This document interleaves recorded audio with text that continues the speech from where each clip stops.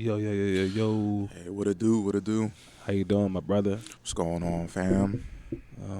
Pretty good today. Nice little chilly day, you know. Yeah, man, brisk. I got so used to being warm. I'm already spoiled about that. Yeah, I mean, this upcoming week should be back into the mid 70s. Sure, hope so. But Hopefully, no rain. April definitely is one of those confusing months. Yeah, so we'll keep our fingers crossed about that. So we back with another Breaking the Narrative podcast, and I'm Teddy. And I'm also real Mark Anthony. And shout outs to Mike, who's still getting better. Yes, sir, Michaels. Yeah, he's been gone for a little while now, but got a feeling he'll be back soon. So today we're going to touch on a topic that pretty much plagues, I'm not going to say everybody, but majority of people in life, and that's fear. Talk about fear, and then we're going to talk about, like, obviously our different types of fears that we might have and how to deal with fear, how to maybe get over fear, you know what I'm saying? Mm-hmm. So even though this is a very simple word, I still have to do the thing where I read the official definition so we can know what we're going off of, because, there's plenty of people out here that might have different definitions. Oh, that's not what fear means, you know what I'm saying? Yeah, well, if you actually, and what I have discovered, I really thought I knew a word, which I still do, but because I try to challenge myself every day, like reading a few words, especially the ones that I already know, and check out the definitions. And the breakdown of the definitions actually be like a little mind blowing, because it's just like, yo, like I didn't really know. Like it just gives you a different insight, even though you really know a definition. It's just like, it just gives you a different perspective of the definition, like how it break it down. So yeah, man, you doing quite the justice for a lot of people. Oh yeah, and that's what we have to do. And plus, just to let people know what our foundation is. So when we tell our stories, when we make the arguments and stuff like that, this is what we're going off of. Not like any other. It could mean this, it could mean that. You know what I'm saying? Mm-hmm. So, by definition, fear is an unpleasant emotion caused by the belief that someone or something is dangerous, likely to cause pain or threat. That's the noun version. The verb version is to be afraid of something that is dangerous, painful, or threatening. Well, it's pretty simple, but, we still have to throw that out there. And a rabbit hole of a word, threatening, is in there in the definition, so that it takes it for a whole nother tangent. Yeah. So, to start off, first and foremost, do you have any fears? Or is it, what's your biggest fears if you're not, I'm definitely going to say that I do have fears. I'm not going to be one of them type of people. I ain't afraid of nothing. I'm scared of nothing. I ain't afraid of nothing. Now, can I really pinpoint entirely what I'm afraid of? No. Okay. If I had to think about it, like right now, probably failure right now. Just not really reaching a certain expectation. Like, how you would set goals for yourself, and you may not really completely set a goal, but you want to be somewhere along the lines of coming close or setting that goal. So I think that might be it, which I never really thought would be a fear of mine. You're okay. Because I guess it's just coming with age. But like, some people have the typical fears, spiders and all this other stuff, boom, boom, boom. And I started thinking of stuff like that as I was getting older. But now it's just like, like not being successful at a certain range is probably what one of my biggest fears is, because of how much it means to me, because what I'm going to do with that success. Right. So, I think that's the only thing. Is it based off like a time frame? Yes and no. I try not to hold that to me entirely too much, because I try to keep the perspective of at least you're getting it done. You know, kind of like the better. Late than never. Yeah, you know, that Okay. kind of perspective kind of thing. But I would like to really accomplish certain things at a certain time frame because one, I'm not getting any younger, Right. and two, I do have expectations or hopes of having a family of my own, Mm. and I want to be able to do that in a very reasonable time frame or age. So one, I can see certain things happen, and two, make sure they're well off.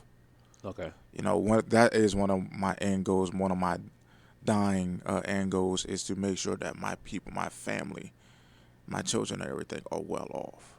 Okay. So Yeah, that's real dope right there. So as far as like, I know you say you really not working with the time frame thing.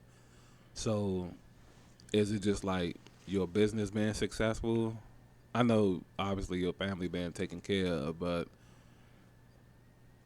I don't know. I kind of got in my head what I want to say. I gonna decide to like kind of word it the right way, I guess. So is it just like the business that you're partaking in now? Is it just that being successful, or is it something that you want to just be successful at that, then branch off into something else, and then that's it? Or um, it's always going to be something else as well to come along with it. It's not okay, just one specific thing. okay, And with that, just the endless, or what seems to be endless, of not knowings of what can come along. For example, finances going through, mm-hmm. falling through. Somebody could scam, or just like a click of a button, all the finances are gone, or whatever. Yeah, Like yeah, shit like that. So my eggs are not entirely in one basket, mm-hmm. but a great deal of eggs are in certain baskets. Okay, Because certain things obviously have higher priorities. right, Other things I'm just doing just because it's another form of finance and business. mm-hmm. You know, like I try to be careful with my investments or what I invest my time into or whatever. But yeah, I think that's really what the true fear comes from, Right, because of the obstacles that could possibly be in my way along that. yeah. But Like you it's having control, and then there's a whole another side of things that you really don't have control over. yeah, Like you said, with the click of a button. yeah. So that's why I try to like really not hold myself to certain grounds, because I just want to make sure that my ideas are realistic. But Okay. at the same time, I don't want to talk myself out of stuff either. Like at this point, when it comes to those fears, it's just like cross the bridge when you get to it. Okay. You know what I'm saying? Like I feel like that's the most common yeah, way to do it. and it, like and this to me in these situations, it's the most healthiest. It's Yeah. just like you don't really know if that's actually gonna happen. So you know, like I said, if it's gonna happen, it's gonna happen. But at the same time, I am trying to mentally prepare myself and Mm-hmm. also strategically prepare myself in case of said things happening. Okay. So you know, it's just like just being courageable about the whole situation. Yeah. Okay. That's pretty dope right there. I guess I have more of the. I'm not gonna say it's kind of like the everyday life type of fears. You know, I'm not scared of spiders or nothing like that. I mean, I'm not knocking nobody who is scared of spiders, because everybody, you know, a fear is a fear. You know what I mean? Mm-hmm. So me personally, I would say probably my biggest fear probably is heights. You know, don't really like being super high up in the air. Obviously, there's a threshold. You know, I worked in buildings that was pretty high up, Mm-hmm. but it's like if I go too high up, it triggers like an anxiety. You know what I mean? And I start feeling like real light on my feet. You know, slight dizziness, nothing like nothing crazy, but like a slight dizziness. And I immediately just feel like I need to get back to the ground. You know what I'm saying? Mm-hmm. Obviously, I've been working at trying to overcome those fears. To anybody that's scared of heights, because the goals that I do have is more than likely going to require me to be in the air. Mm-hmm. You know what I'm saying? So it's like I've been studying and trying to incorporate little things as far as like, you know, the cognitive behaviors and just realizing that one day I'm going to have to face this fear if I truly want to reach like what I think is my full potential. Thanks. You know what I'm saying? Yeah. I learned that the whole fear of heights thing is a far more complicated thing than what it sounds like. Yeah. Like, I didn't even know until I actually witnessed it from somebody. I don't know how real it is for him, but because it was experienced on YouTube. Mm-hmm. But I found out that there's even a degree of being afraid of heights to a point where, like, if you're crossing the bridge or whatever, and you're like in a car, and the bridge may not even seem all that high, but you feel this compelling feeling to jump off of it. Yeah. I didn't even know that was like. That's the I thing. was just like, yo, like, you want to jump off of the bridge? For like you at the what you would think would be the main fear of you being on the bridge in the first place. You actually want to do it. Yeah. And I was just like, damn, like I didn't know it was really such a degree of being afraid of heights like that. Yeah. Now, I don't have that, but I also know somebody who, you know, had that kind of thought process where it's like, I remember like it was about 4 or 5 years ago, and it's crazy because I just shared the memory on Facebook like the day before yesterday. We were doing a homeless outreach, right? So we did that in DC. So we were planning to go out later that evening, and so my friend, he wanted us to like go to his house and chill for a couple hours. So he lived out in I think it's King George's County. You know how it's Prince George's County here in Maryland, but in Virginia I think it's King George or something like that. And so it's about an hour drive, but to get there we had to cross this like crazy bridge, and it's like you can see the bridge like a mile away because it goes up in the air. You know what I'm saying? And so my first initial thought was, God damn, you know what I'm saying? Like I'm about to tell niggas just let I sit on the side of the road for a couple hours until niggas come back. You know what I'm saying? And then it was just like the closer we got to it, you could just feel like the anxiety just taking over and taking over. You know what I'm saying? Because now I can see the water under it and this and that. And so my bro, he asked, he was like, everybody good with heights? And I was like, I'm scared of heights. But for some reason, technically, I'm not necessarily scared of bridges. You know what I'm saying? So he was like, well, normally when you scared of heights, you scared of the bridges as well.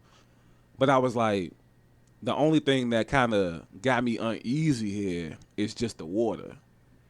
You know what I mean? So he was like, we could just turn back and this and that. And I didn't want to be like the reason, like, we just drove 50 minutes. You know what I'm saying? And he was like, once we get over the bridge, I just live like another 10 minutes away. You know what I'm saying? And I didn't want to be the reason we got to turn all the way back around. And so I was like, you know what? I'm going to just like tough it out. Let's just talk while we doing it. Right. And I didn't think that was going to work, but it ended up kind of working.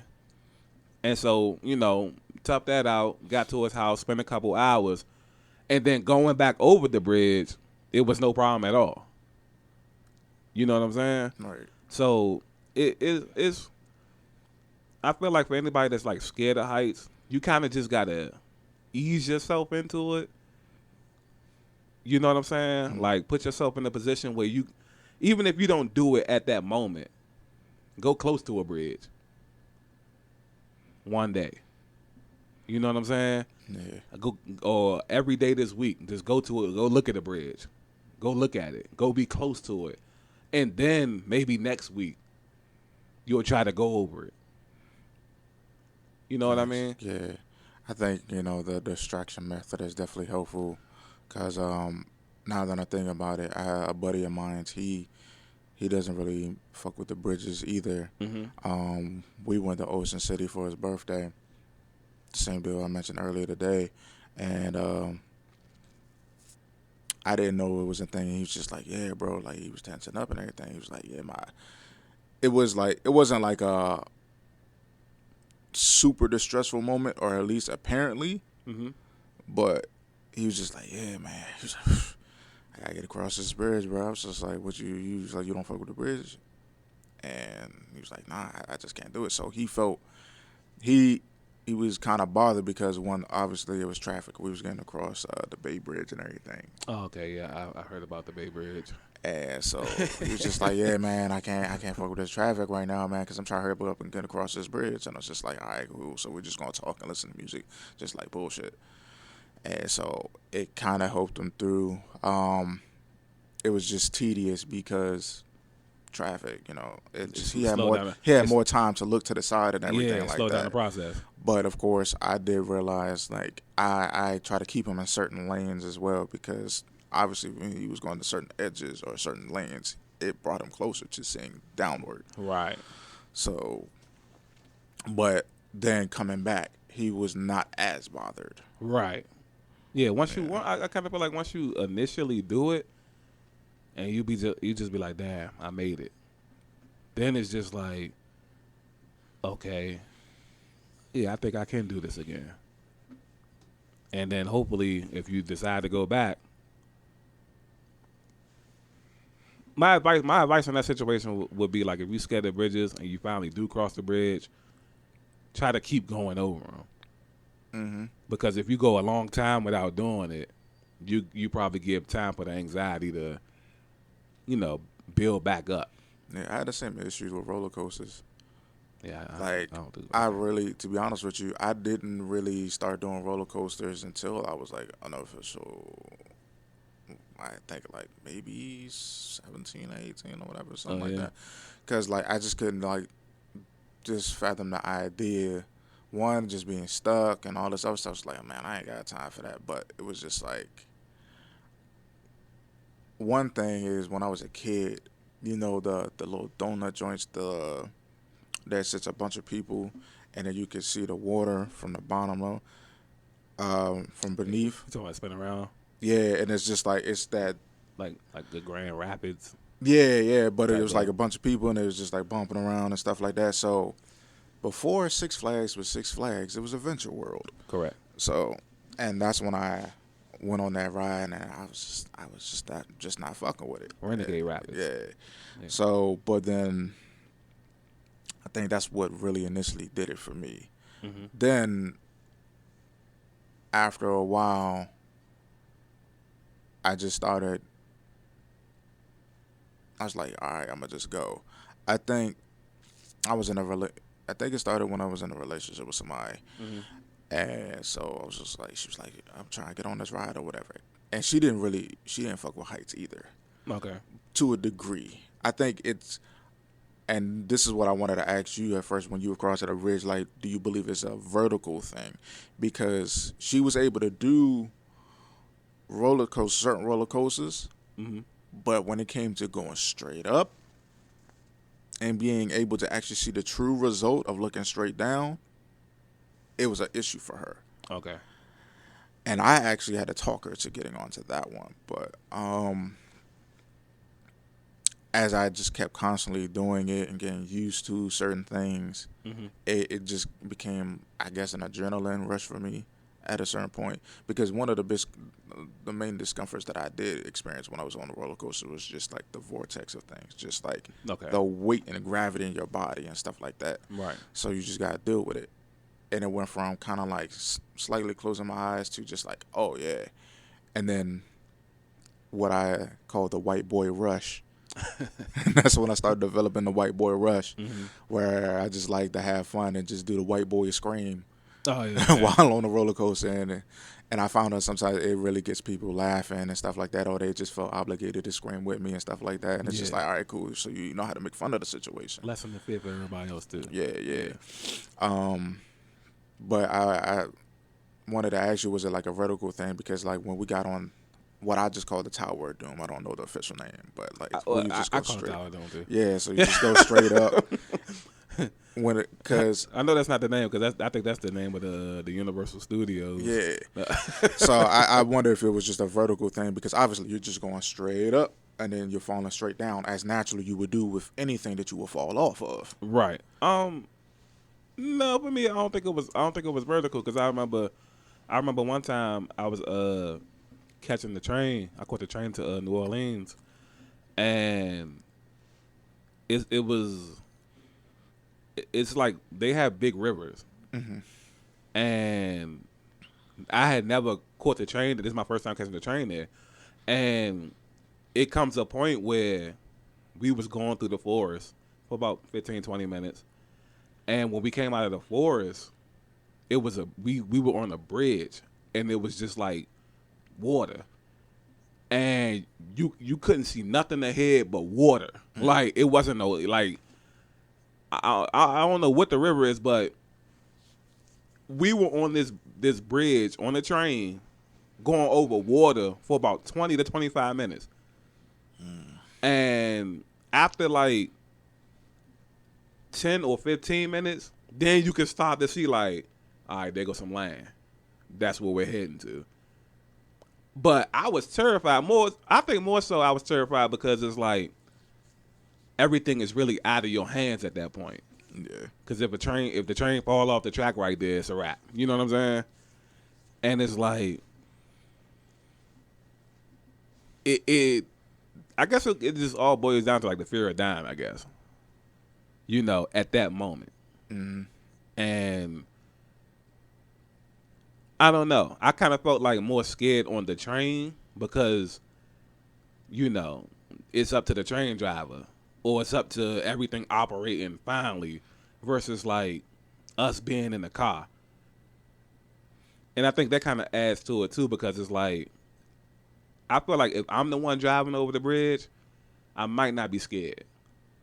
Because I got the ultimate belief in myself. Yeah, it's just, at that point, it's just based off of how you dissect everything. Right. The situation, like, you know, having more control.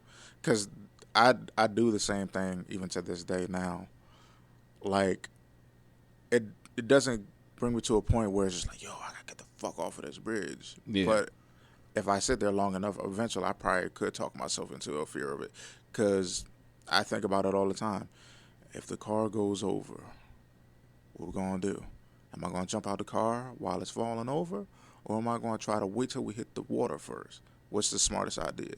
Is the gravitational pull of the car sinking gonna bring me on the water or whatever? You know, because that there is me dissecting the situation, but for the worse.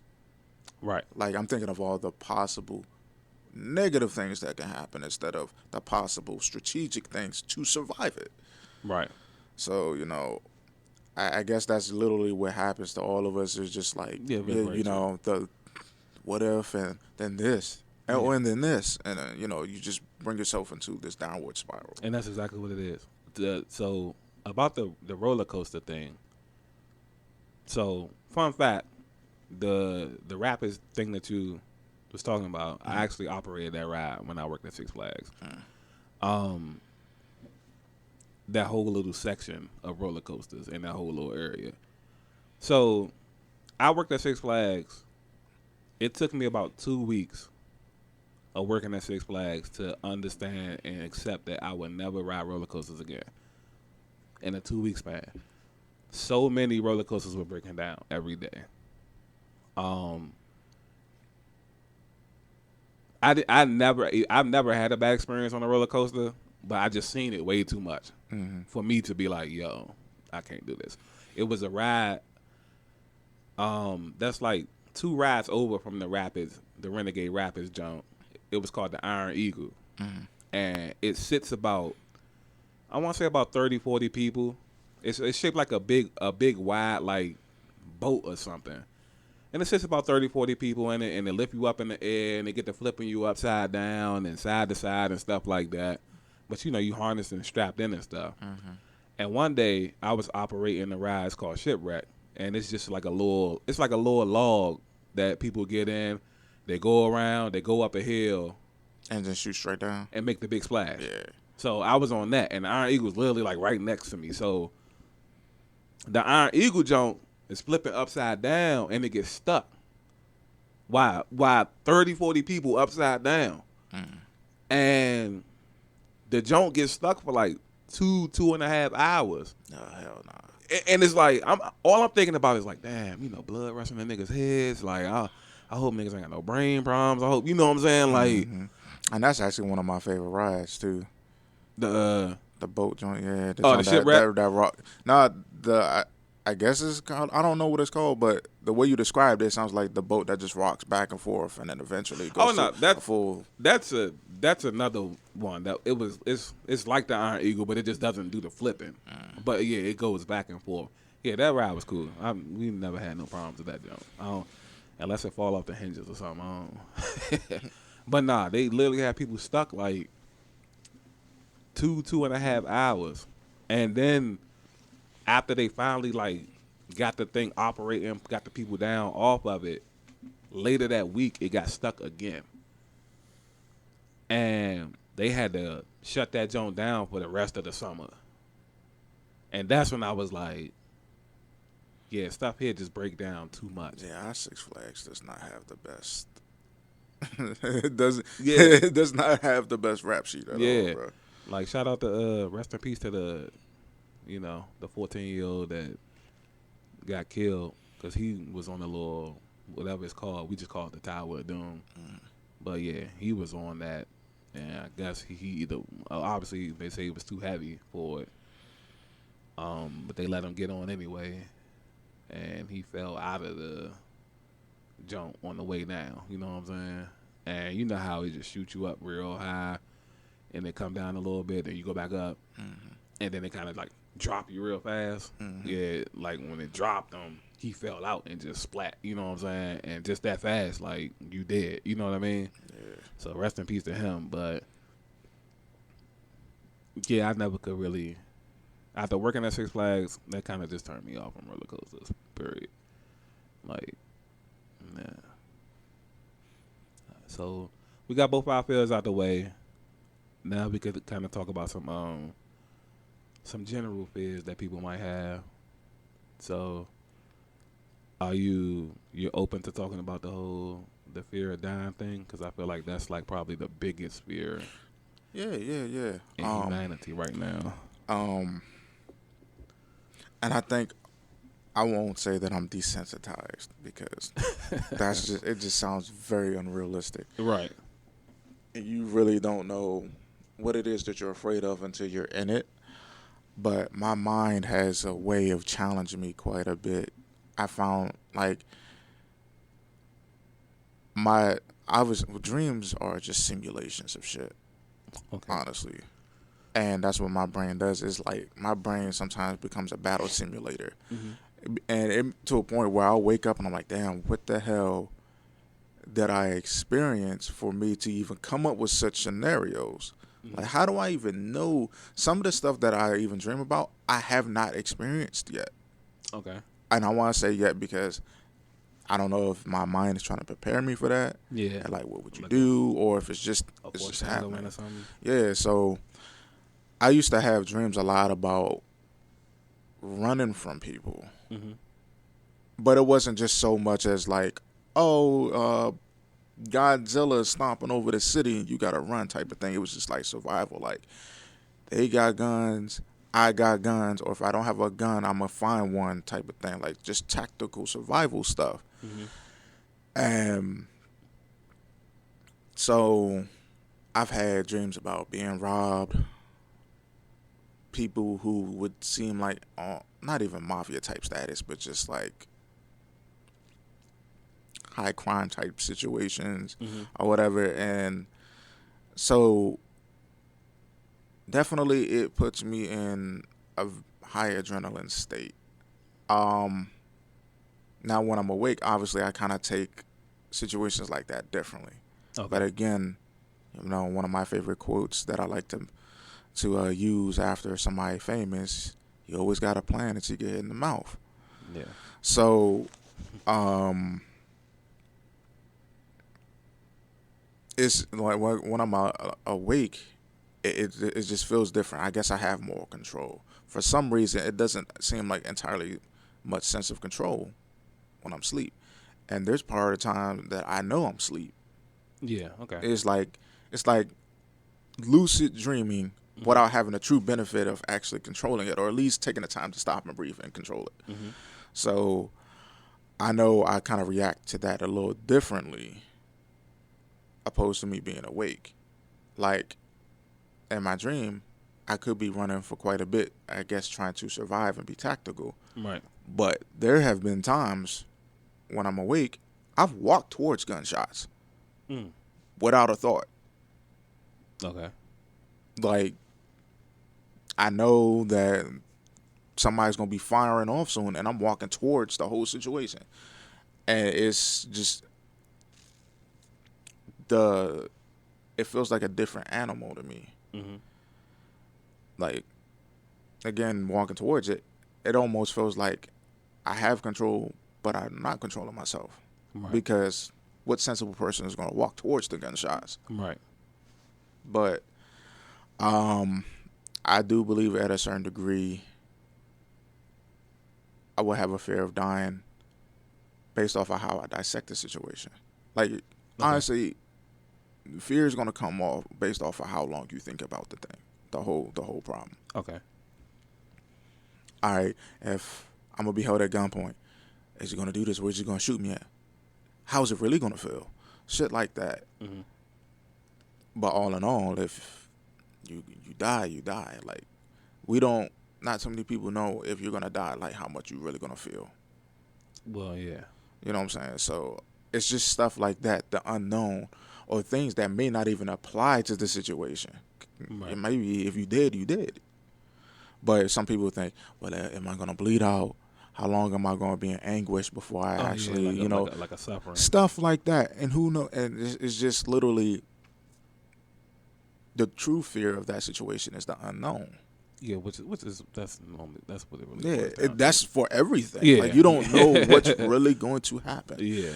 And my all right, let me ask you this before I go into mine, right? Mhm. So you brought up the being robbed at like gunpoint. And in that the split second, let's say the person is gonna shoot you, right? There still like would be no fear. Like as far as like, damn, I'm about to die. I think, honestly, my fear is what really triggers adrenaline. I think that's where my adrenaline comes from. Okay.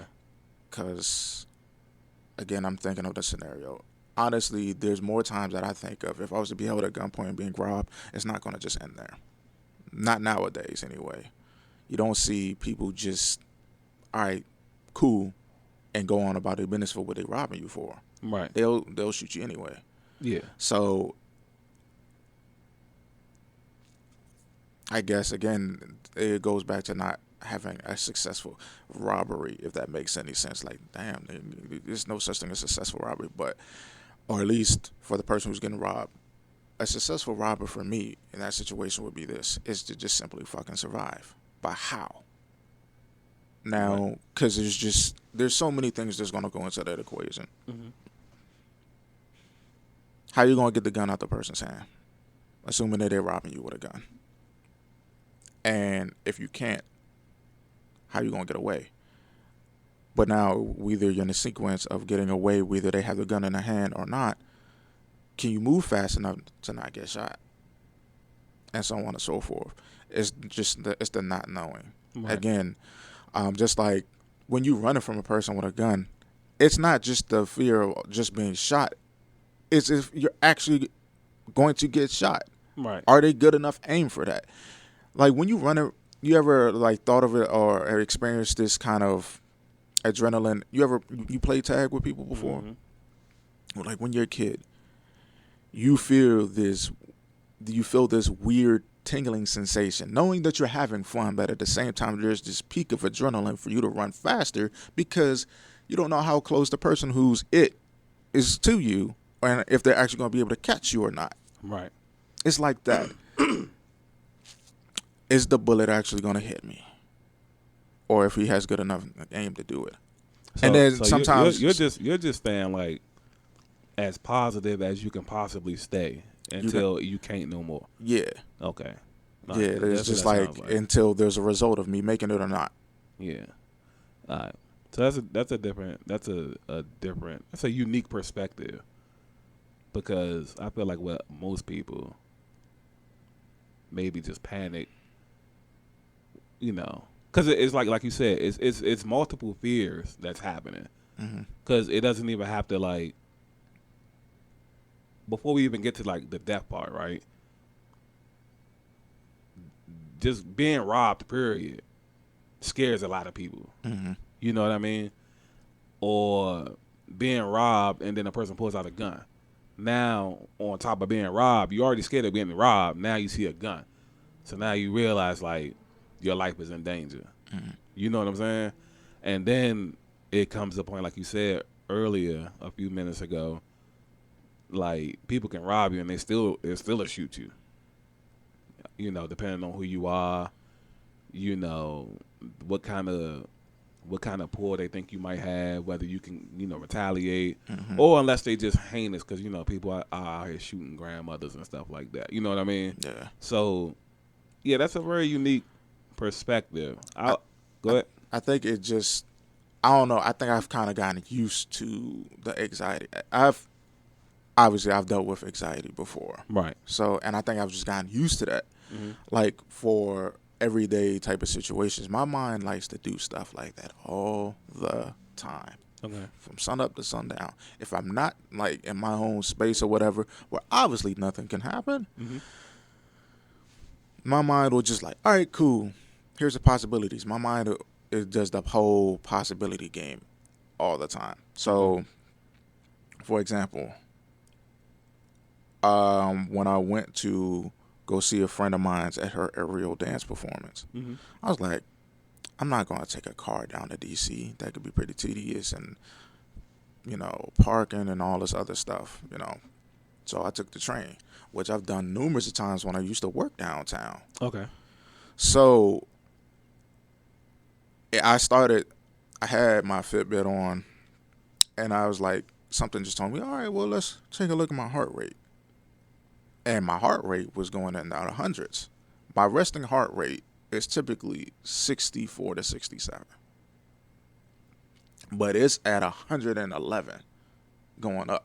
And I'm just like, that played into a factor. Like, now I'm paying attention to certain things, and it's just making it go up even more because now I realize it exists.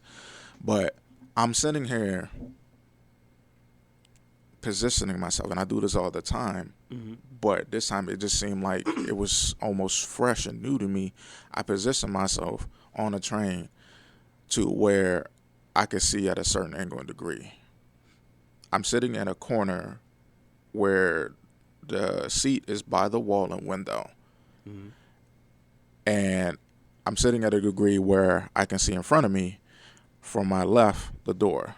In front of me is just a very few seats, which is another corner, and the door to passing into another cart of the train. And then I can kind of see both. I can see the door on the right completely. The peripheral is kind of like I can see the door on the left. I can see the map in case I need to go up and get anywhere, or if I need to stand up. I try not to stand up as much as possible. But then also, if somebody was to sit in a row behind me or anywhere near me, I can kind of see that as well.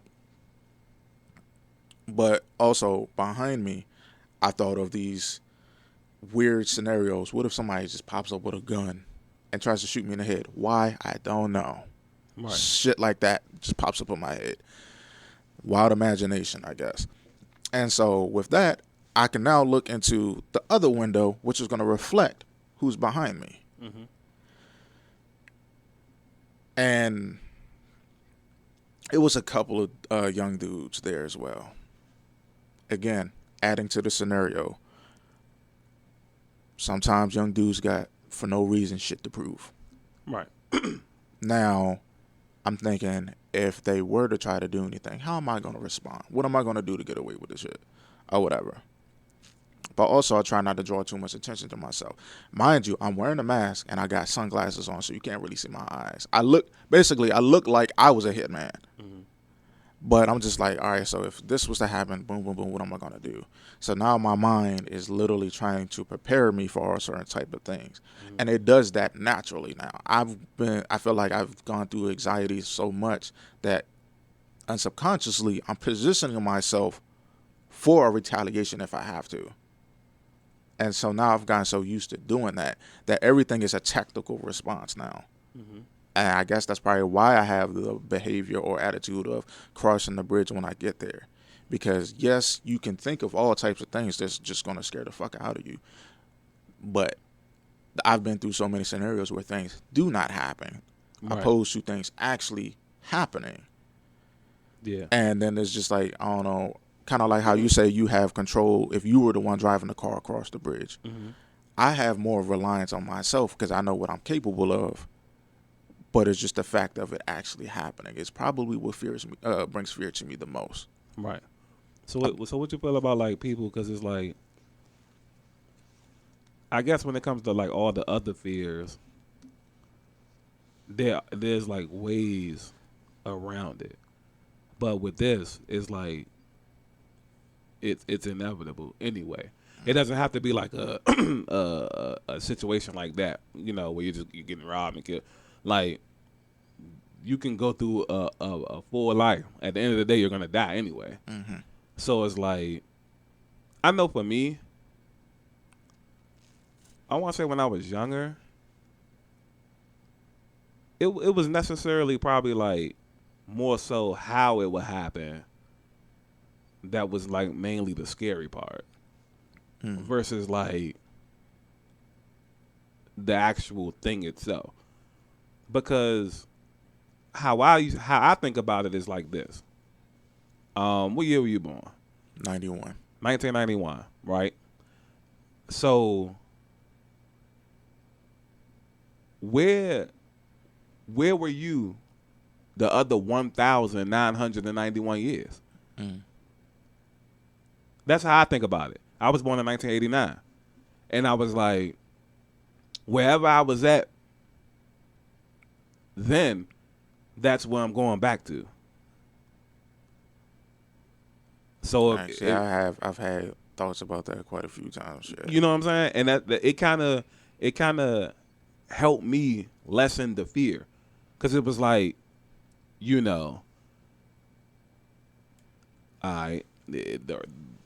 life has been accounted for 2,000 years basically before I got here. So your essence, your spirit, your something was somewhere. Your existence was somewhere. We might not have a recollection of it. Or it could have just been like, you could have just been pure nothingness. And then that's just what you're going to go back to. You know what I mean? Mm-hmm. But it's like, for me, it was more so how it would happen. And I feel like now that I'm older, I understand, like, growing up and you grow up in certain areas, you get traumatized by your surroundings. So I'm seeing people get killed at like 11 years old. Mm-hmm. And then you get a little bit older and you got friends dying at 15. And you got friends dying at 18 and 21 and 24. And I give you an example. My birthday was a few weeks ago. I turned 33. Mm-hmm. And people like around here, like, they really wishing me a happy birthday and saying that, yo, you like the old OG now. You know what I'm saying? Mm-hmm. And it's like, they looking at me like that, and I'm only 33. Which is crazy. It's just like, you know what I'm saying? When we say OGs, man, you got to at least be pushing 40. Or I would say, like, at least already in your 40s. But I'm 33, and that's how, like, oh, happy birthday, bro. Damn, you just like the OG now. You old as shit, you know what I'm saying? But that's by how, inheritance at this point. Right, but that's how it's like certain areas are. So when you see it, especially like at 11 years old, because that's when I first started like seeing it. You know what I mean?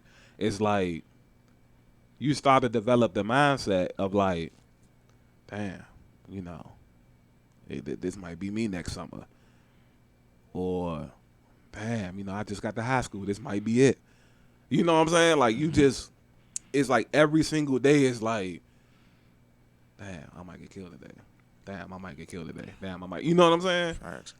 And that's like what I was talking about before. And I guess that's what really would play into my fear as well. Mm-hmm. Like again, you know, like being successful at a certain time frame.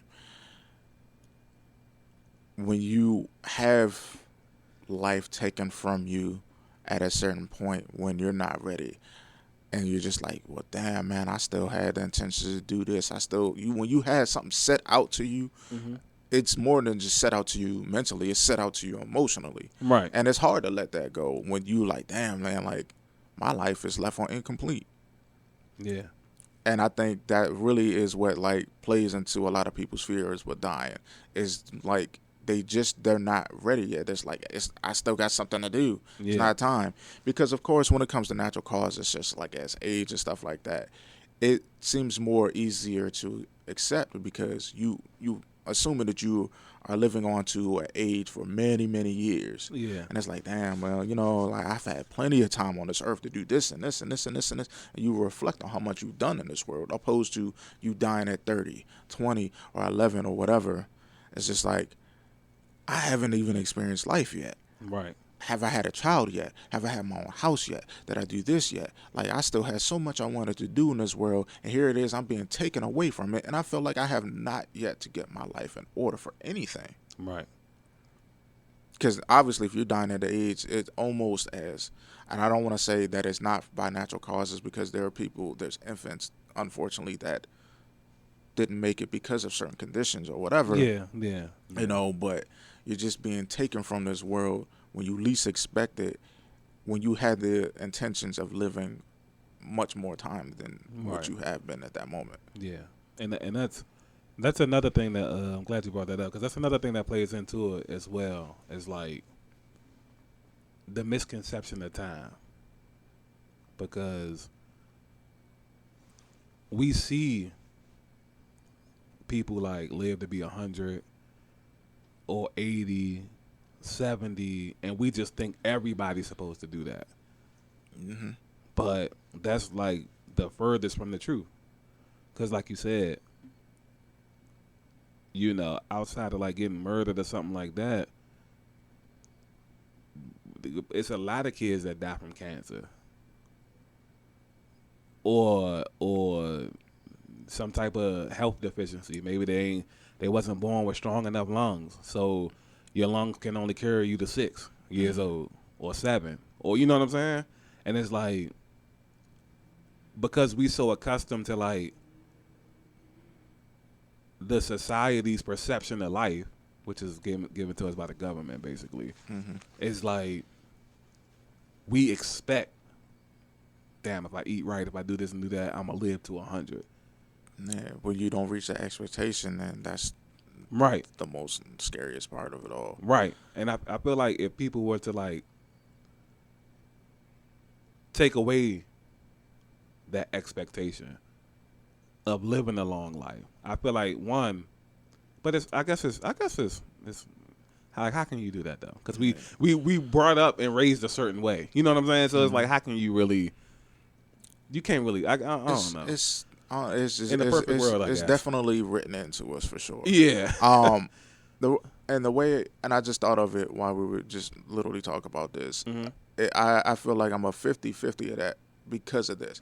Do you know? To be honest with you, 5 years from now, I don't even see myself anywhere in 5 years. I can't even see that far. Right. Which probably is for the best because, again, I mean, I can tell you what I hope for and what my plans are. Yeah. It doesn't mean it's going to actually happen or come in full fruition. Right. Life, and that's if I am living at that point. Right. God forbid that I die any sooner, but if I'm living to see that. Because also there is the fears in the living.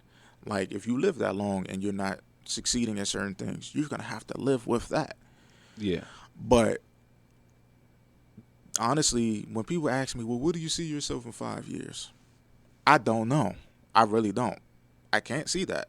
Yeah. And I'm kind of glad about that because, one, it gives me a little more to fight for. But if I was able to see into the future or whatever, whether I know I'm going to die or this or that, or if I had certain expectations and I don't reach it, or I know that I'm not going to reach it because it's like you can kind of like seeing your impending doom coming before you even get to that point, it just brings much more anxiety on you. Yeah, I'm about to say it's way less pressure because say like what you're doing now, you don't even know if that's like your real calling. Mm-hmm. It could lead, like what you're doing now could lead you to your real calling. So in 5 years, you might not even be doing such and such. You might be doing something completely different. But because you saw yourself trying to do this, it goes like to what you said in the beginning of the podcast. Like now, you gonna feel like a failure. Mm-hmm. It's just not falling short. It plays into a lot of things. Like, I got 2 examples of that. If there was a meter of how many steps you can take in life, for example, you are expected to take 1,000 steps in life. That is an entire lifespan, theoretically, or whatever. But your meter is obviously not showing that. The very moment that your meter is completely empty, you are not able to take any more steps. Mm-hmm. So, say you are at 950 steps.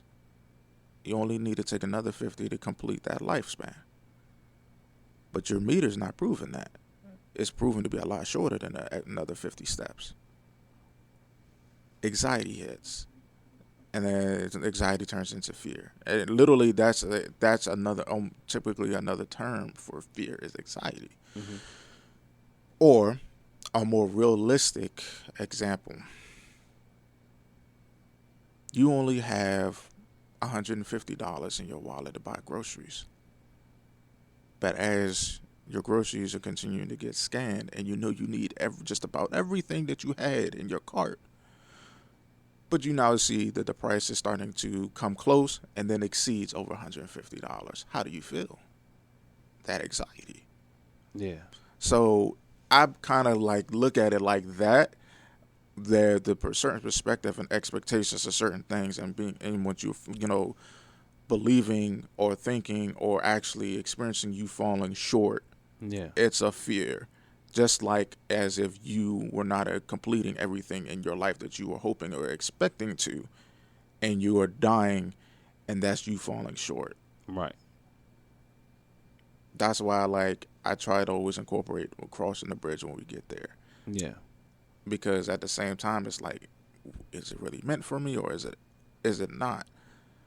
And if I was to die today or tomorrow, that's why I try to live as the best person that I can be. So I will never have to second guess my steps, and nobody else can ever second guess my steps on the way out either. Right.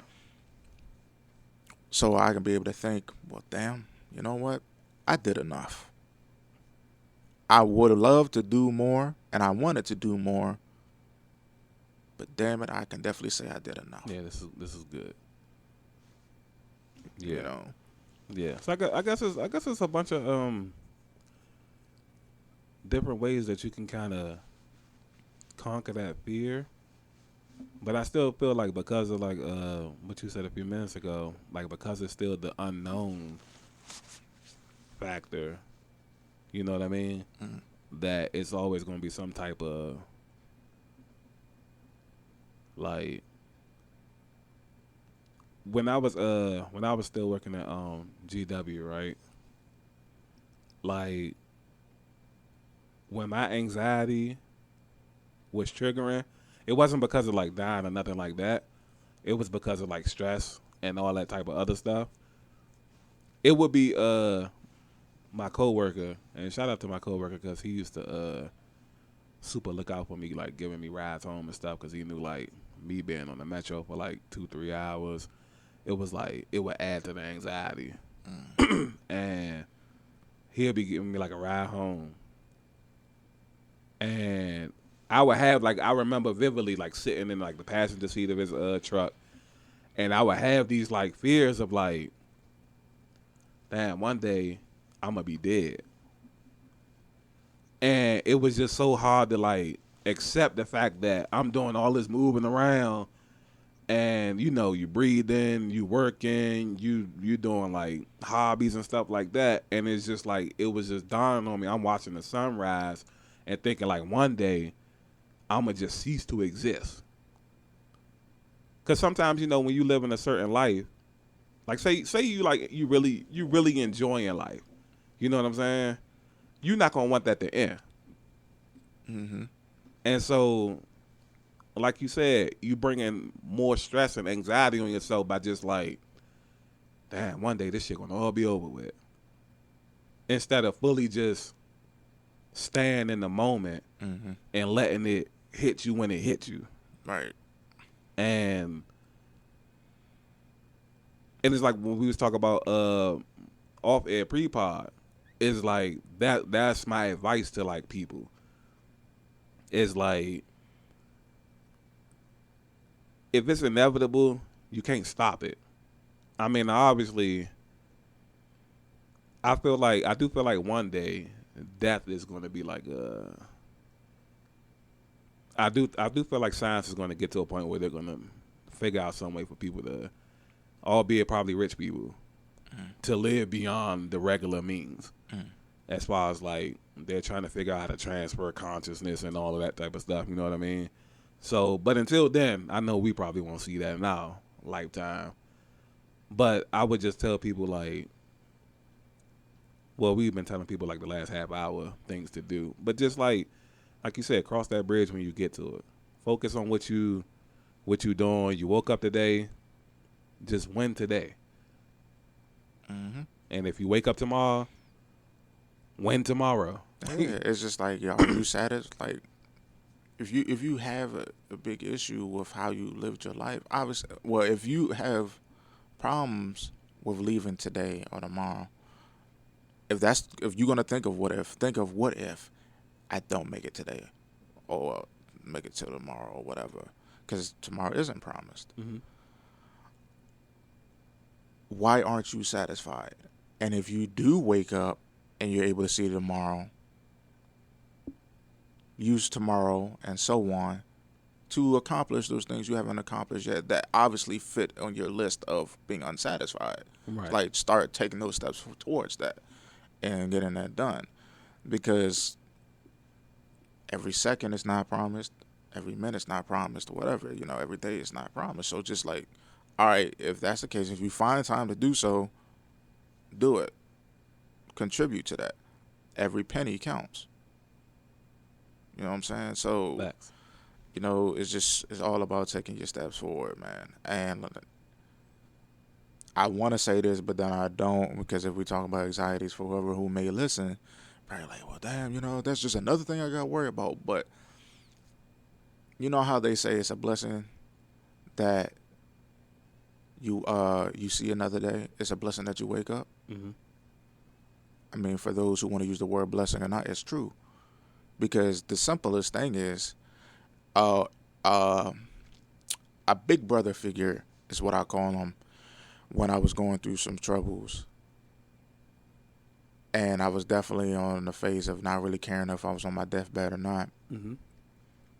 He said something that really was real, and it stood out to me.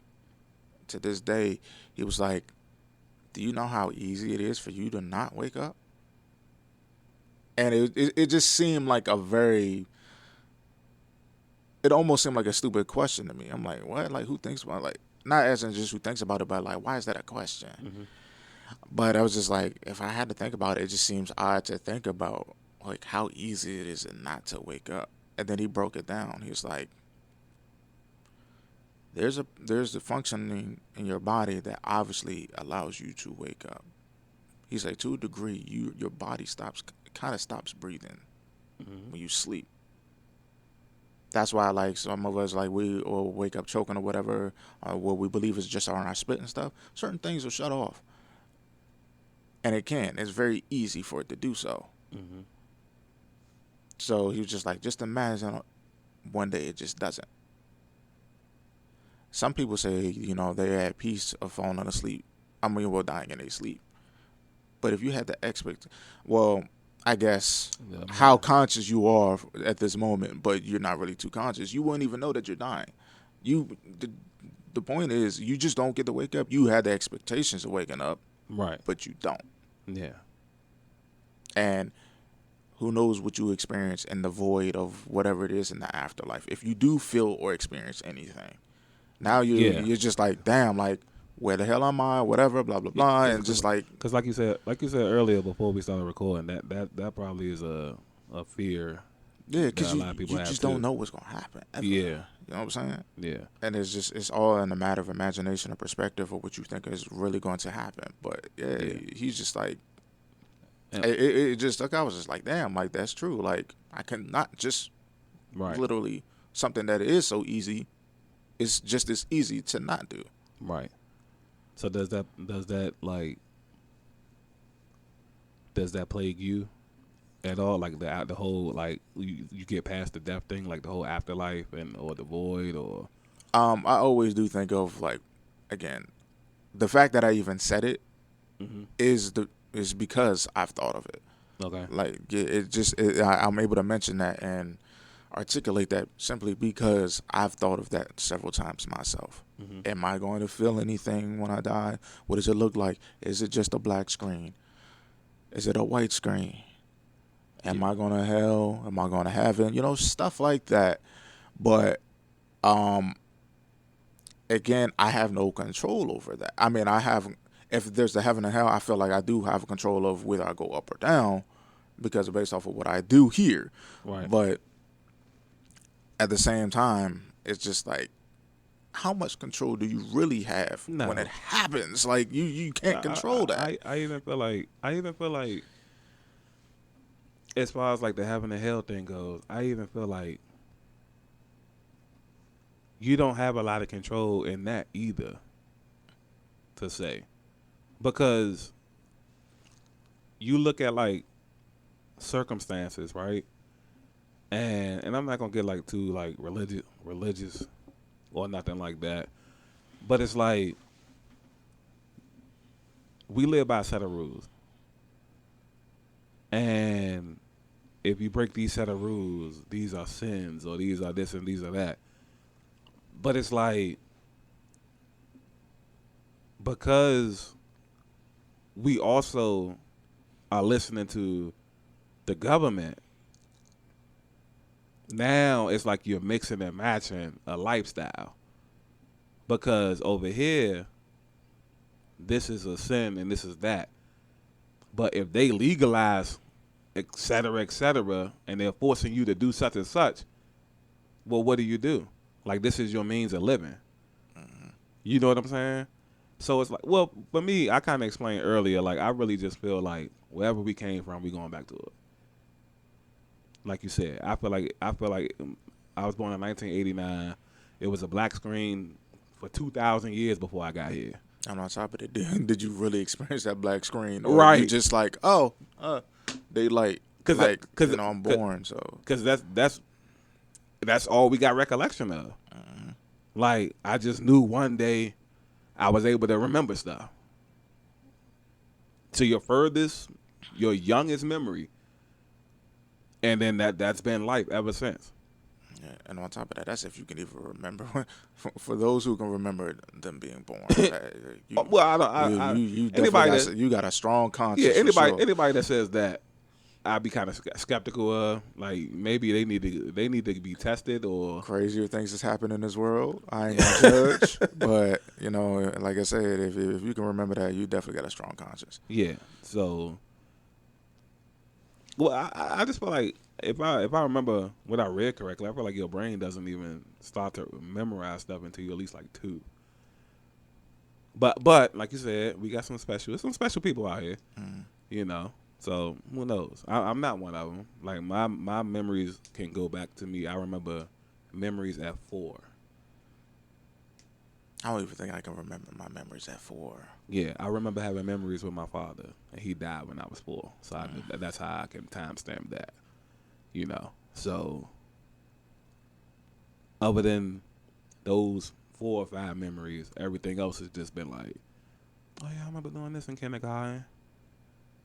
I remember doing a couple of things in first grade. Second, you know what I'm saying? It's been like grades, and then so on and so forth. But no, that's like my take on it. I really feel like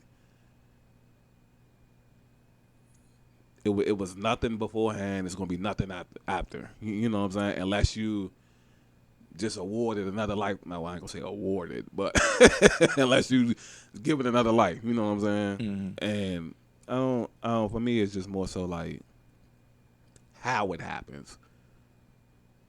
Because like you said, I would take the whole peaceful. Well, now he died in sleep. He didn't know he dead. You know, you don't even know he died. You know what I'm saying? Like, you just go to sleep and then you just don't wake up. Like, you just... Opposed to something actually happening and you experiencing the pain or whatever. Yeah, like... You got time to reflect. Which, again, it could be good. It can also be bad, depending on how you reflect. Yeah, I'm like... looking at Kobe. Like, his helicopter crashing. You know you about to die. You know what I'm saying? Mm-hmm. Like, that's I always say, like, a lot of strength, because everybody dies. Mm-hmm. But people that know they're going to die, that's a lot of strength, young. Yeah. Like, when people get cancer, and you know, and you specific, because doctors give you timetables. Yeah. Yeah, you got 6 months. And that's why I brought up the whole meter and the footsteps thing. Yeah. Because you're able to see, like, and compare of when things are coming to an end. Yeah, and bro, like, for people to still live like a normal life, that takes strength. And you got to be super at peace. Mm-hmm. Obviously, if your plane crashing or something like that, then that's just like a spur of the moment. Damn, this shit about to end right quick. You know what I'm saying? But like something that's so drawn out as like cancer, it's like, yo, damn, I just had a birthday. I'm not gonna see the next one. You just gotta make the fight a good fight. Yeah. Like, I remember when I was in 12th grade, and my aunt, she had a brain tumor. Mm. And it was like, she was so normal for so long. And then it's like the wheels just fell off. Yeah, which definitely happens. Like, it was, because she, this was 2007 when she passed in February. Mm. But my mom's birthday is June 25th. And we had threw my mom a surprise birthday party. So this was 2006, June. Mm. And my aunt was like real energetic, like full of energy, full of life.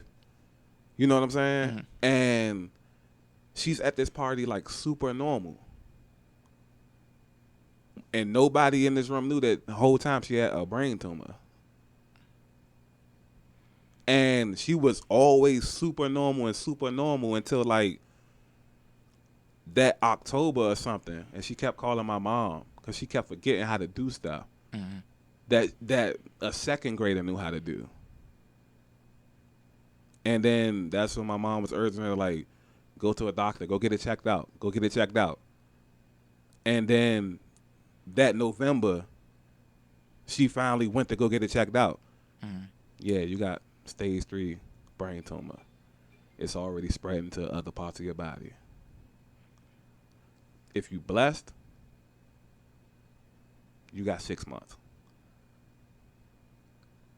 And then that's just like, just that fast. Nothing was wrong. Nothing was literally wrong. And just that fast, it's over. You know what I mean? Yeah. And that's just like, the courage that I watched her have, because she knows she gonna die, and I knew she didn't want to die because she was like so full of energy, so full of life. You know what I'm saying?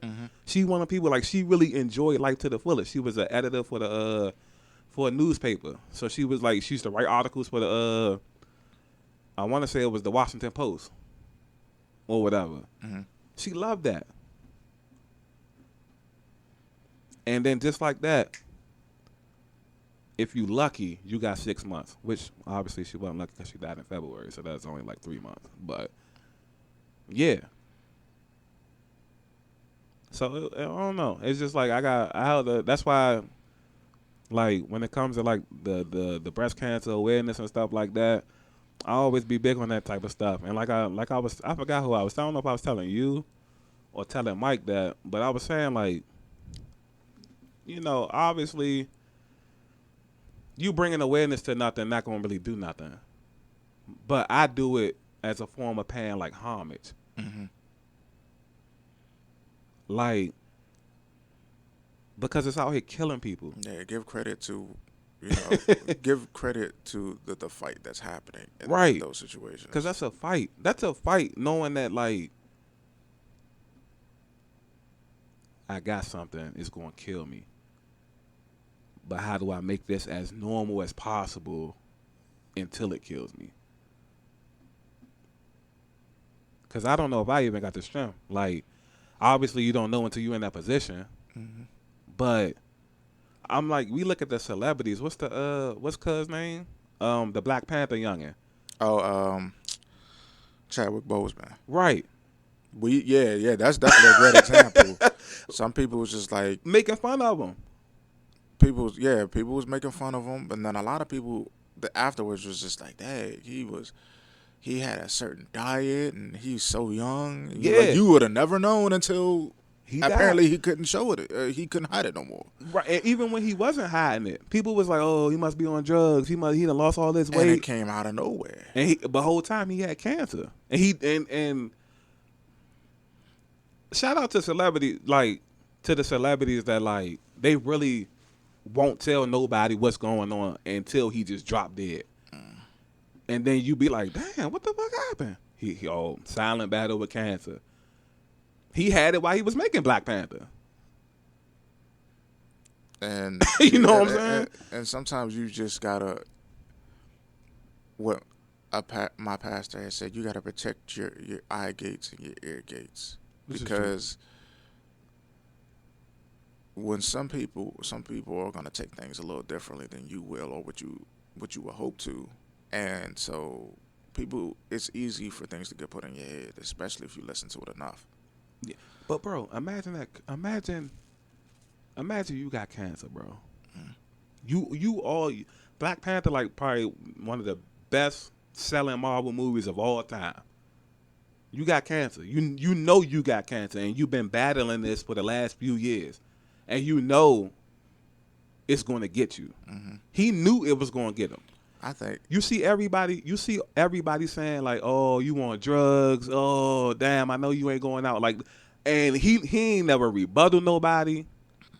Like, he ain't never make no statements. He knew. I mean, but he definitely knew what he was dealing with and what he was going through. And I think for me, if I was Chadwick Boseman, and of course everything is easier said than done because of course, you know, like I obviously I haven't experienced cancer, but being Black Panther and making Black Panther and knowing people's reaction to it, to just the trailer alone, seeing how happy people were, how excited people were and stuff like that, and it's just like, yeah, man, I'm doing this and doing that and such and such and such. It's just like, especially playing a superhero like that, it's just it's perfect storm. Yeah, it's the perfect feel for you because right at that point you really do feel like a superhero. You're doing something that everybody loves and enjoys and empowers them and encourages them and so on and so forth. And you're playing the superhero. You're playing somebody who has superpowers and all that good stuff. It kind of helps you relieve that pain because it's like This is my standing ovation right here. And that's probably how he took it. Yeah, you know what I'm saying? Like, that's his blaze of glory. That's strength, bro. Yeah, man. Like, it's just that's all how courageous. you look at it. Yeah, that's courageous because it's like he ain't never say nothing back to nobody. Like other celebrities was making jokes about him. Like and outside of movies, he was doing so much. he was doing really, a lot of shit. Like at the same, he's like, look, man, I'm young and all this, but I've accomplished a lot. Yeah, because he was like, and then and not just for himself either. When you look at it, then it was like, damn, now it all makes sense because he literally would pop out everywhere. You know what I'm saying? Mm-hmm. And now he had cancer. He's just trying to take everything in one last good time. Mm-hmm. He had all the award shows. He had NBA All-Star Weekend. He had the Super Bowl. You know what I'm saying? He's literally every single where. And like I said, is that, and like I said, more than just his endeavors of how iconic it makes him look, but just the things he did for the world. Yeah. Like the places he traveled and people he helped and all that. Like literally, he inspired the kids. Yeah, the biggest inspired the kids. And I'm pretty sure there's still so much more that we don't know of. Oh yeah. So it's just like, of course, he, yeah, he is, despite the fact that he's just one person, and it doesn't change the world entirely. Just the chunk that you did is a big fucking deal. Yeah. It is, because one, everybody's not doing it.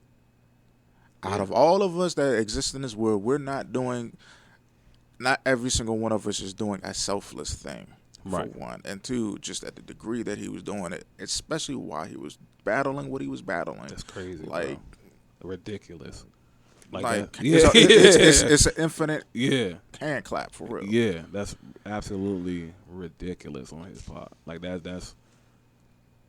And to those other people who were still doing things, who are not even celebrities, that are just because that's average Joes. Because that's what I think about too. Like, you're not gonna get the big coup de grace. Yeah, you know what I mean. Still doing it. Yeah, you still wanted to do it. Yeah, you just because that's the type of stuff that make me like very emotional, and it's like it makes me emotional because it's so, I don't know, now it's just so fucking rare to see. Yeah, and it's like, you doing all this good, and you're not gonna get flowers.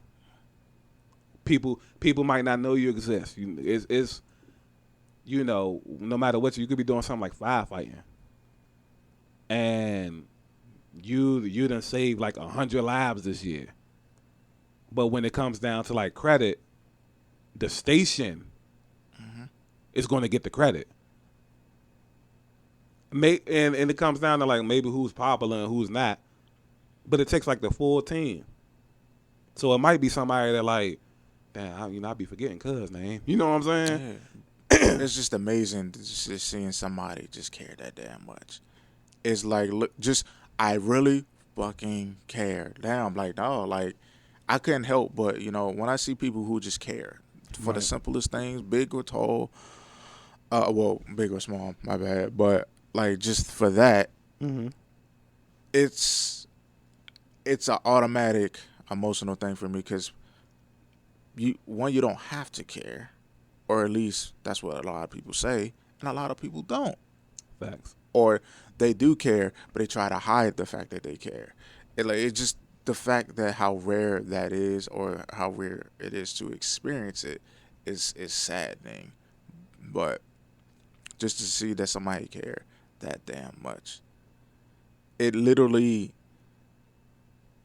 it gives you something to compare. It gives you something to look at and hope for. Like, damn, it doesn't cost me nothing to be around somebody who will go this far for people. And that's priceless. Or anything, you know what I'm saying? It's just, and just to be next to that, it's awesome. It's definitely super dope. Like, I love it. I love it. And shout out to anybody that's like, Because one, everybody's going through battles. Mm-hmm. Everybody has something that has either been eating them alive, has ate them alive. Everybody been through it.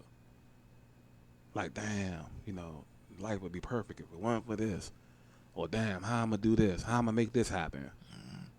So, yeah, it's everything, bro. Big or small. Like, even now, like, this thought just came up, and then I was just talking to my mother about it yesterday. Mm-hmm. It makes me think about my grandmother sometimes too, and how awesome she was. My grandmother was she obviously she was human, but I've hardly seen her in a negative emotion at all. Right. And then on top of that, like, it made me think of this one moment. I have a lot of memories with my grandmother, but at the same time not too many experiences, if that makes sense. Okay. But it was just one time, I can't remember how old I was. And so she was living in Glen Arden.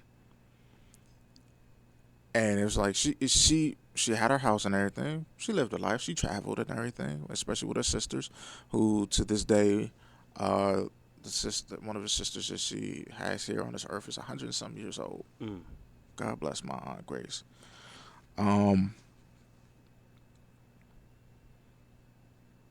But at the same time, like, when you have certain perspectives, like, the house and everything like that, I was like, is my grandma living okay? Like, is she struggling? Is she not? Like, mm-hmm. Or is she okay where she at? And obviously, she was okay at where she was at. Okay. But the smallest thing that she did, it touched me to this day. And I never experienced anything like it before or even afterwards. So, me and my cousins, it was a whole group of us boys, would just show up to our house and we all decided to hang out or whatever, because that was the neighborhood that it was easy accessible if it wasn't for another area. Mm-hmm. We'll all hang out and it would just crash at grandma's house. And we'll all be passed out, dropped like flies, bodies all over the living room upstairs. And one time, I actually woke up while my grandma was on the move. Mm-hmm. And I seen her leaning over where my shoes were. And then as I fully woke up, I got up and looked at her. She went like this, putting her finger to her nose like, shush, like, stay quiet. But it wasn't because I wasn't going to wake nobody, because she was worried about me waking somebody up. But what it was is when I went over to my shoe, she was just randomly dropping $20 in my shoe. Oh, wow. Simple, right? Mm-hmm. But at the same time, it's just like she just cared that much.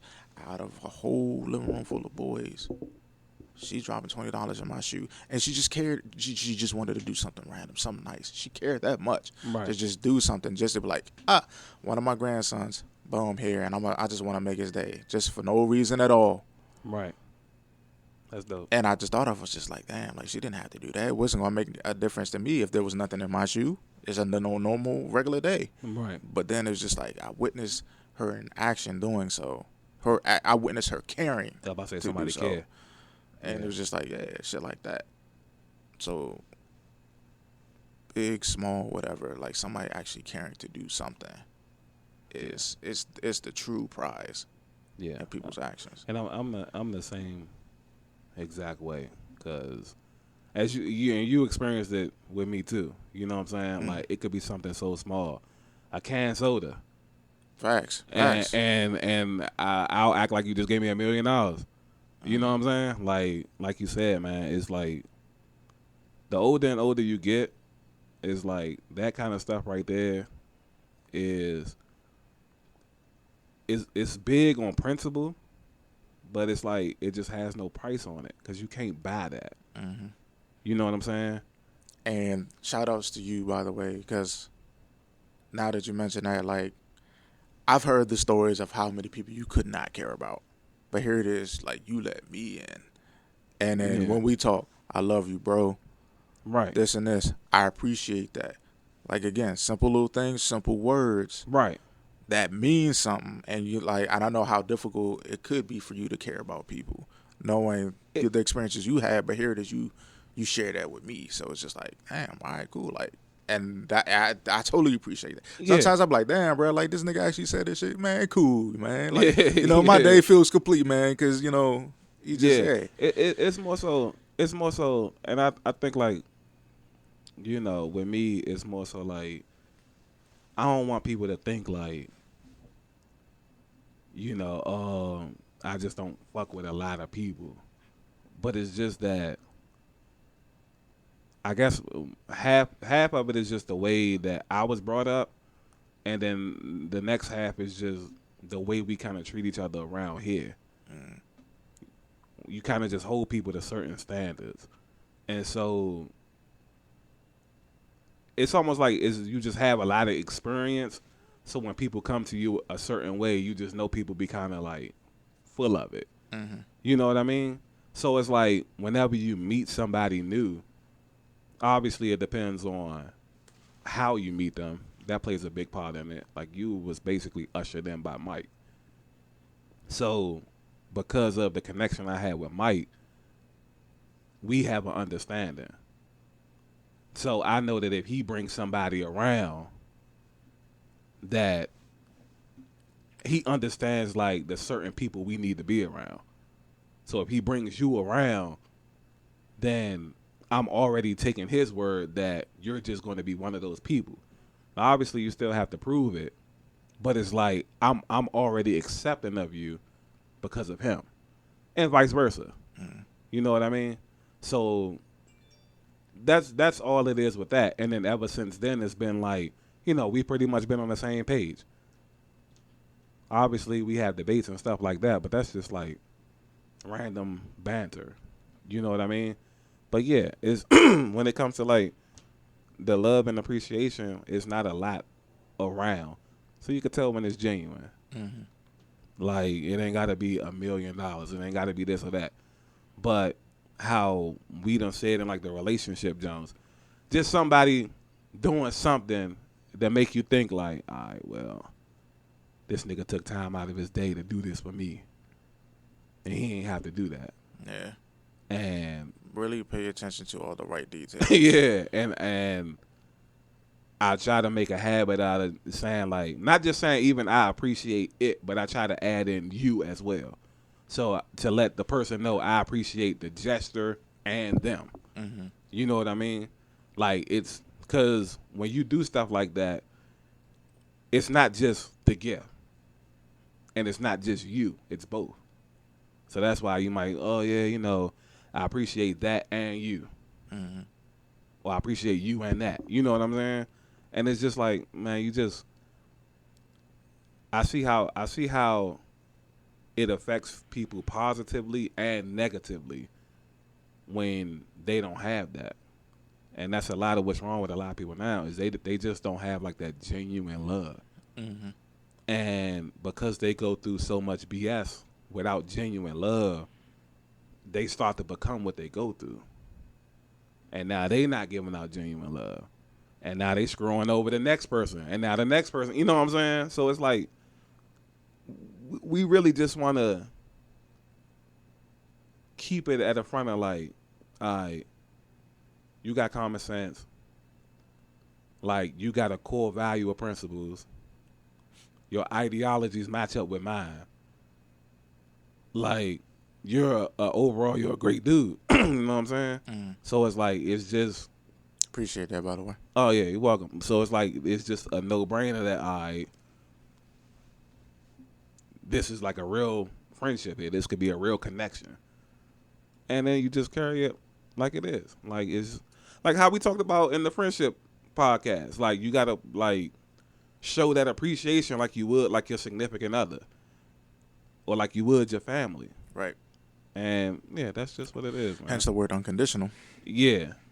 And now I do straddle on the fence with that,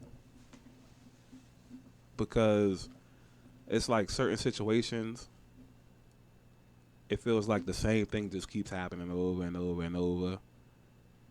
And if I feel like a certain situation is not going to change, I'll tend to like remove myself from it or something. But technically, that wouldn't be unconditional. So you know what I'm saying? You see like where that gray area is. Yeah, I definitely get that. Now, when I say unconditional, I mean of course it's just like people are gonna have certain levels for certain people, Right. and just because you remove yourself doesn't mean that that same level doesn't exist. Right.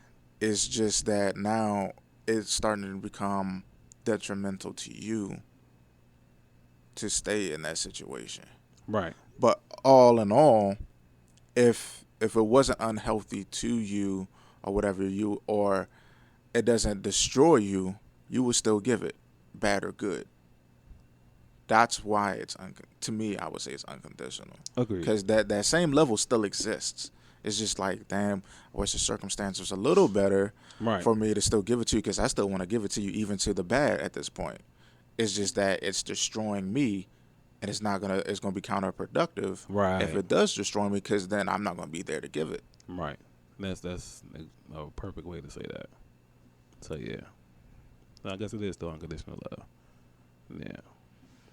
So I'm gonna read off these since we were talking about fears. What I normally do in my my therapy videos is we just gave a bunch of examples of fears, and so what I like to do is I like to read off some like remedies, if you will, on how to basic steps on how to go towards conquering your fear.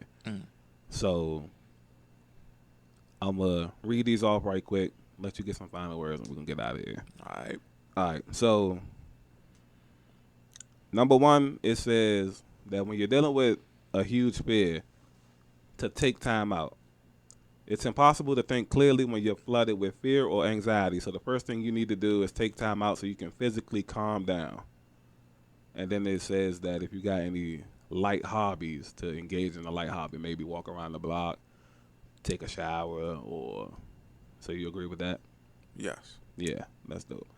Number two, which I completely agree with this. This is a big help. It says breathe through the panic. The goal is to get the mind used to coping with panic, which in turn will help take fear away. That is very true. I found that when I was having anxiety attacks, deep breathing definitely crushed like an anxiety attack. The problem with that is normally when you have an anxiety attack, you're having problems breathing. But if you can catch a deep breath, all you got to do is catch one. If you can catch one, you just keep going, and then you'll calm down. Yeah. I agree with that to a degree. I mean, I do see some people that had some troubles doing that, but they'll do it, but it doesn't help them really. But the part to where I do agree with that is it gives you something to focus on. Because and I actually didn't pay attention to how much focus you would sometimes have to put on proper breathing. Yeah. Because I went to a hypnotherapist before, and she was like, just concentrate on breathing, like how you're feeling your diaphragm and how you're blowing out and stuff like that. And even to this day, I'll do it sometimes, when I do yoga. Okay. I try to focus on my breathing and count at the same time in my head, which for me it's sometimes a little difficult. It's like, dang, I'm sitting here counting on, actually trying to count how long I'm holding a certain position, opposed to me actually taking a deep breathe in. It kind of, it's counterproductive to me at a certain point. Right. So I was like, all right, cool. What I'm going to just do is I'm going to just breathe and stop counting the breaths, opposed to, how long I'm actually supposed to hold this position. So now it's just focusing, or one of the two I had to go. It's either I'm counting or I'm breathing. At this point, I sometimes just focus on breathing Mm-hmm. because you might able to go a lot longer than the number that you intended on stopping at in the first place. Yeah. So whichever one is comfortable Yeah. at the time. So that I believe that it really does take some focus on you properly breathing. And so with that, when you're going through anxiety, it's taking your mind off a little bit of what it is that's causing the anxiety in the first place. Mm-hmm. So, that's why I agree with it, because it's kind of distracting you from the issue. Right. Okay. This next one, you already said this one earlier, so this fall right in line with that. Is to imagine the worst possibility happening, and then you'll notice that when you imagine the worst possibility happening, your mind will start to take you away from the anxiety once you realize that's actually not the thing that's happening. So the example is it says if you're having a panic attack and you have a fear that you're having a heart attack, then try to think yourself into having a heart attack, and then you'll realize that it's just not possible, and eventually the fear will start to subside. So that's more of a just whatever you're scared of, just fuck it, just jump right into it. That's what this is saying. Yeah, that there they make it sound as simple as jumping in a cold pool. Yeah, like I don't. But at the same time, I would call that risky business because your mind is powerful enough. And again, like the anxiety, you can think yourself into certain conditions. Yeah, but I don't. I mean, obviously, I don't think you can think yourself into a heart attack. But maybe you could. I don't know. Your heart is already beating fast. Mm-hmm. So I don't know. Like, now obviously I've never had a heart attack. I don't know what more would need to do for you to be like, oh damn, this really is a heart attack. Like, you know what I'm saying? Mm-hmm. Like, besides you obviously passing out and then you can't do nothing after. You know what I'm saying? So I feel like the example. I agree with the thing. It's just the example kind of. Yeah, it kind of threw me off a little bit. Yeah, I don't like that. This is a nice one. It says, don't try to be perfect. It says life is full of stresses, yet many of us try to live our lives thinking that we must be perfect. Bad days and setbacks are prone to happen, and always tell yourself that life is messy. So that's dope. Hey, and on top of that, man, shit, bro. If it's messy as hell, you just imagine like, damn, I lived through that. I made it through that. Yeah, that's the flex right there. Yeah, like damn, bro. Like I went through hell. I'm proud of it. I'm here. I'm surviving because it feels good to have something to compare and contrast, to see the contrast of the good and the bad. Because the bad gotta come first sometimes. Yeah, and you can look at it and just be like, yo, I'm battle tested. Mm-hmm. That's character growth right there. I've been through some shit. Yeah. Yeah. Number 8, which is we preach this all the time. Talk about it. You got friends, family, therapists, whatever. Don't have too much pride and ego to discuss the issues going on. Because you can possibly deprive yourself of some golden nuggets. Facts. Granted, pay attention to who it is that you're talking to, and pay attention to the pattern of advice that's given to you. Because there's some people that'll slide some things and you think it's helpful, but it's actually digging you in a deeper grave. Yeah. So you got to pay attention to the certain responses that you get. But definitely, it's trial and error. Yeah, definitely gotta watch out for certain people. Those aren't your friends, by the way. Hopefully you can decipher. It's normally easier to decipher who your friends really are when you're going through trials and tribulations. Just know what the difference is of passive aggression. Yeah. The last two is pretty dope too. So this one says, get back to the basics. Lots of people normally turn to alcohol or drugs to treat anxiety, but this will only make matters worse. Simple, everyday things like a good night's sleep, a nice wholesome meal, walks around the block, outings with your friends are the best cures for anxiety. Completely agree. Yes, because it doesn't cost you nothing. Yeah. I mean, they're getting too literal, but it doesn't really cost you nothing. It's not destroying you in the process. Yeah. The sunlight is good for you, and taking on like all that positive energy from your friends, it's really helpful Mm-hmm. because it feels like they're like channeling that energy to you. Yeah, you're just getting in the habit of doing it. Right. It seeps into you. And the last one is just reward yourself. It says every step is progress. Give yourself a treat. You know, you've been dreading, stressing, anxiety, depressed. Every step that you make towards healing yourself, treat yourself good by rewarding yourself. Absolutely. Yeah, I'm on board with that. Yep. You ain't got to be no robot emotionally. Now, as long as you're being honest with yourself about certain shit, because you don't want to pat yourself onto a back, or pat yourself on the back to a degree where you thinking progress and you're not, or you feel like there's nothing that really has to change. But definitely, if you're being honest with yourself, embracing the mistakes again, because again, everything doesn't have to look perfect. If it's messy, that's your mess. It is what it is. Abstract art looks beautiful to some people who understand it, and it looks just like random splats of paint to those who don't. Facts. Yeah, definitely agree. So yeah, those are just some basic steps that obviously the more extreme your fear is, the more deep you'll have to dive into it. You know, um, but I feel like for the basic, I'm not gonna call them basic fears because I don't want to sound like I'm talking down on people's fears. But to me, in my opinion, being scared of like bugs and stuff like that it's not a big deal to me.